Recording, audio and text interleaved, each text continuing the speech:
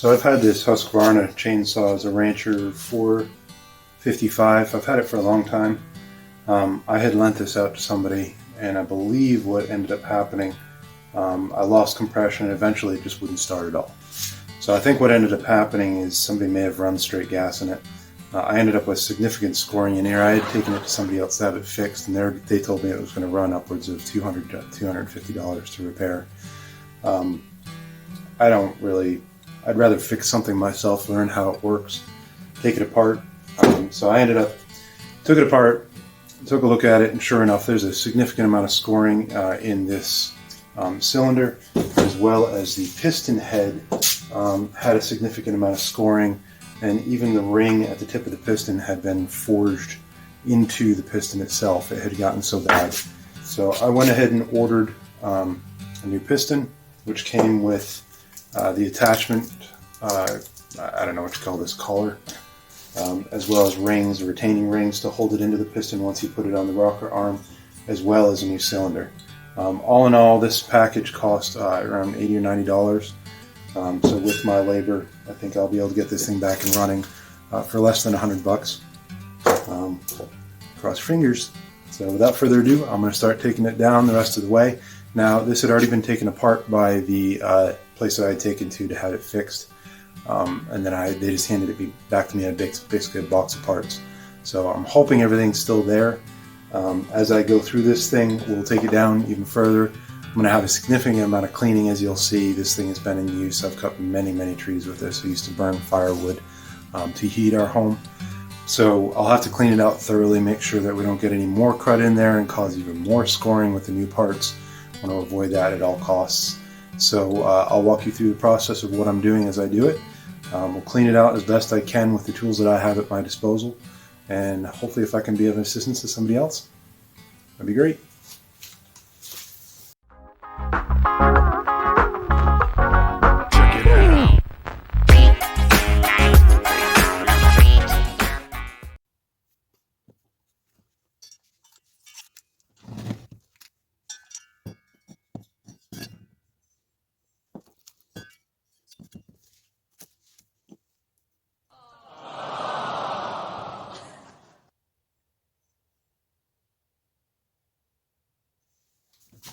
So here's the part of the saw.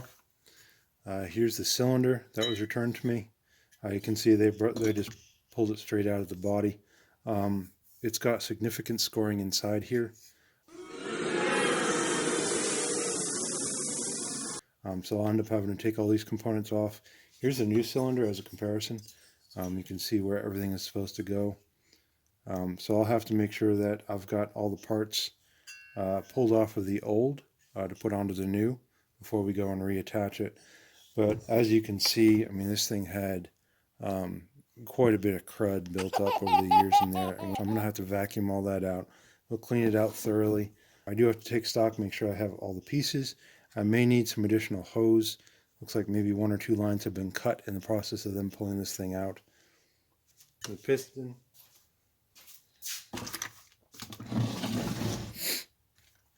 You got the cover, got the muffler, carburetor, pretty dirty filter. Gonna have to do the work on that. And miscellaneous other pieces that I'm gonna have to figure out where they all go.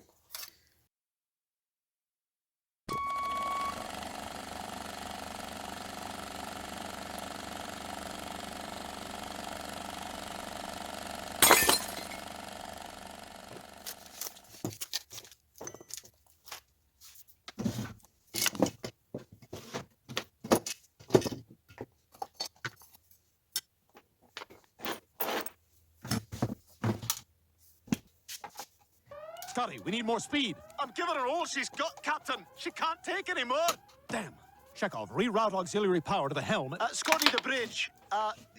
Captain, this is a little embarrassing, but you know, I've never noticed the little lever I've been pushing. It's only about 2/3 of the way up.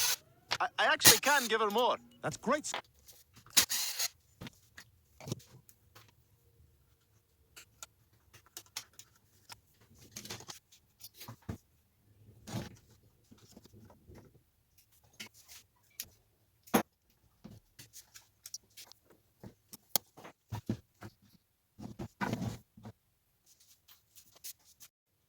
So in order to get the clutch off, I went ahead and I had a couple extra sockets kicking around. You need to make one. You can see it's very rudimentary, but made one to fit over the clutch, because each of these, they actually say right on there off with an arrow pointing in the direction that you need to turn. So given the fact that this was already broken down, I've got a wrench on the other side on this socket in the tightening position, and what I'll do is I'll hold on to that while I put my impact on here and quote-unquote tighten this.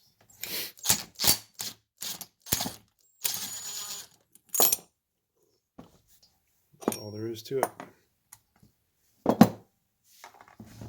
There's the clutch off.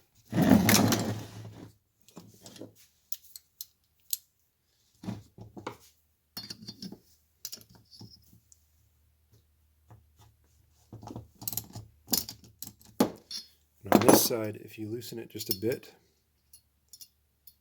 I'm going to loosen it so that the nut is flush with the head. And then what you can do is hold on to the flywheel, grab yourself a hammer and a couple light taps. Smash it with a hammer! And that'll loosen the flywheel, and then you can unloosen this. The reason you want to bring that up flush is you don't want to mushroom that stud at all. So what it'll do is you'll actually impact the nut instead of the stud, and then this will also come off. With that off, we should be able to pull with a little bit of difficulty that assembly out.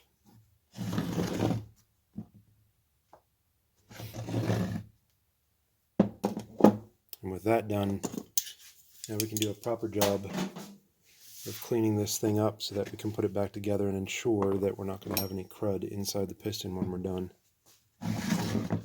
So as you can see, it's pretty filthy. So we'll undo the bolts on the bottom here. Pop this thing out. Looks like the bolts are already out. So we'll pop this thing out. We can clean this thoroughly. Go over. You want to make sure as you're obviously jostling this thing around, you don't lose parts that you need. This here, right, is the drive that feeds the oil onto the bar as it's driven. So as this thing is rotating, there's a small spring on here. I'm sorry, this one doesn't have a spring. It has a threaded section.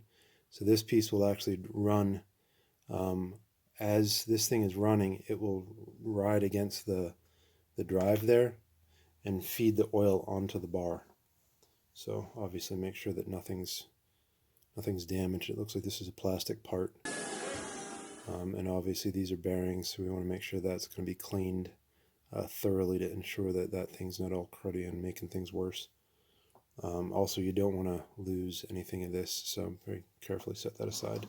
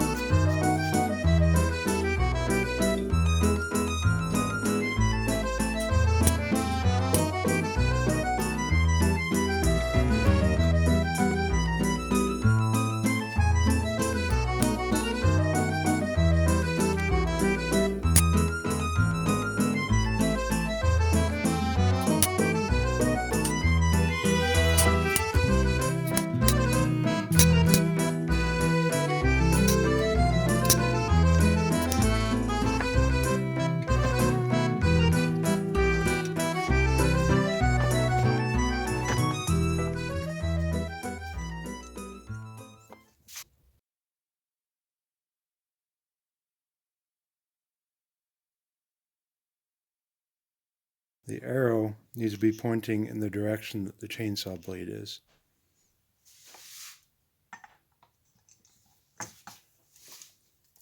And in order to get the new collar back in place, I'm going to go ahead and put a dab of Vaseline on there.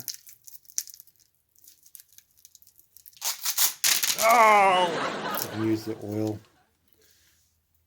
chain oil, in order to get it in there.